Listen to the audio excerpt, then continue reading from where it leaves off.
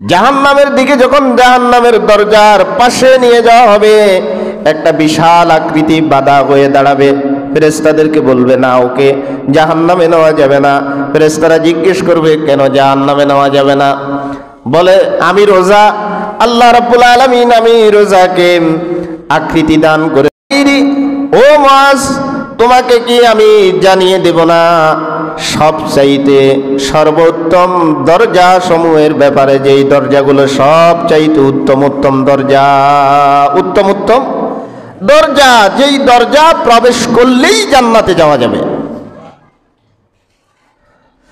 হযরত মুআজ বললেন, ফাকুলতু সুম্মা ক্বাল, রাসূল করিম সাল্লাল্লাহু আলাইহি ওয়াসাল্লাম বললেন, আলা আদুল্লুকা আলা আবওয়াবিল খায়রি, আলা আদুল্লুকা আলা আবওয়াবিল খায়রি।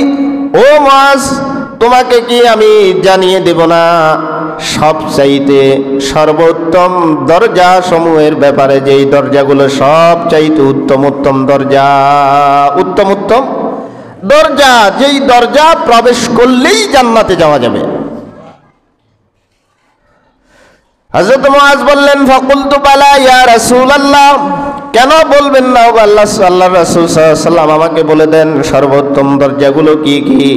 রাসূল করিম সাল্লাল্লাহু আলাইহি ওয়াসাল্লাম বললেন, আস-সাওমু জুন্নাতুন, এক নম্বর সর্বোত্তম দরজা হচ্ছে রোজা। যেই রোজা হচ্ছে ঢাল স্বরূপ। কি স্বরূপ? জোরে কোন, কি স্বরূপ? ঢাল স্বরূপ। হযরত মুহাদ্দিসিনে কেরাম ব্যাখ্যার ভিতরে লেখেন, অনেক রোজাদার রোজা রেখেছিল দুনিয়াতে, কিন্তু অন্যান্য আমলের কারণে সেই জাহান্নামের অধিবাসী হয়ে যাবে। জাহান্নামের দিকে তাকে নিয়ে যাওয়া হবে। জাহান্নামের দিকে যখন জাহান্নামের দরজার পাশে নিয়ে যাওয়া হবে, একটা বিশাল আকৃতি বাধা হয়ে দাঁড়াবে। ফেরেশতাদেরকে বলবে, না, ওকে জাহান্নামে নেওয়া যাবে না। ফেরেশতারা জিজ্ঞেস করবে, কেন জাহান্নামে নেওয়া যাবে না? বলে, আমি রোজা, আল্লাহ রাব্বুল আলামিন আমি রোজাকে আকৃতি দান করেছে। এই ব্যক্তি আমাকে জীবনেও তরক করে নাই, এজন্য আকৃতি দান করেছে। আমার শক্তি সামর্থ্যকে ডেঙিয়ে তাকে জাহান্নামে নিতে পারবে না। রোজা তাকে নিজ হাতে ধরে জাহান্নামের দরজা থেকে টেনে জান্নাতের দরজা পর্যন্ত পৌঁছে দিবে। সর্বোত্তম দরজা সমূহের মধ্যে প্রথম দরজার নাম কি? রাসূল বলেছেন রোজা। কি? 2 নম্বর ব্যাখ্যা মুহাদ্দিসিনে কেরামগণ বলেন, রোজা ঢাল স্বরূপ। কি ঢাল স্বরূপ? রোজা নিজের শাহাওয়াত, নফসানিয়াত, যে খায়েশাত গুলো আছে এগুলোকে মিটিয়ে দেয়। এগুলোকে কি করে? মিটিয়ে দেয়। শাহাওয়াত থাকে না রোজাদারের, অপকর্ম করার মতো শক্তি তার থাকে না, অপকর্ম করার মতো শক্তি থাকে না। 2 নম্বরে রাসূল করিম সাল্লাল্লাহু আলাইহি ওয়াসাল্লাম বললেন, ওয়াস-সাদাকাতু তুতফিউল খাতিয়াতু কামা ইউতফিউল মাউন নার। 2 নম্বর যেই বিষয়টা উত্তম দরজার বিষয়টা, সেটা হচ্ছে বেশি বেশি দান করা। বেশি বেশি কি করা? জোরে কোন। দান করা কার রাস্তায়? না মানুষকে দেখানোর জন্য? গত সপ্তাহ বলেছি, অনেক দানবীর, রাসূলুল্লাহ বলেছেন অনেক দানবীর কোথায় যাবে? জাহান্নামে যাবে। বেশি বেশি দান করা তুতফিউল খাতিয়া, ওয়াস-সাদাকাতু তুতফিউল খাতিয়াতু কামা ইউতফিউল মাউন নার।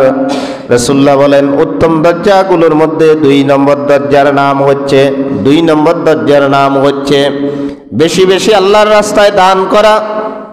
কেননা ও মুআজ, তুমি জেনে রাখো, আল্লাহর রাস্তায় অভাবী, দুঃখীজন, নিঃস্ব, দরিদ্র এদেরকে দান করার অর্থ হচ্ছে তার গুনাহগুলোকে আল্লাহ রাব্বুল আলামিন দানের বরকতে নিঃশেষ করে দিবেন। কামা ইউতফিউল মাউন নার। যেরকম কারো বাড়িতে আগুন ধরেছে, সিনে আগুন ধরেছে, বাড়িতে আগুন ধরেছে, বিল্ডিং এ আগুন ধরেছে, যদি এই বিল্ডিং এ পানি মারা হয়, লোকেরা যদি পানি মারে, পানি মারার সহযোগিতা করে, এক সময় পানির কারণে আগুনের অস্তিত্ব থাকবে না, আগুন নিভে যাবে। যেরকম পানি আগুন ধরলে পরে পানির মাধ্যমে আগুন নিভে যায়, আল্লাহর রাস্তায় দান করার মাধ্যমে গুনাহগুলো আল্লাহ পাক নিভিয়ে দেন। 2 নম্বর উত্তম দরজার নাম কি? কোন? সাদাকা।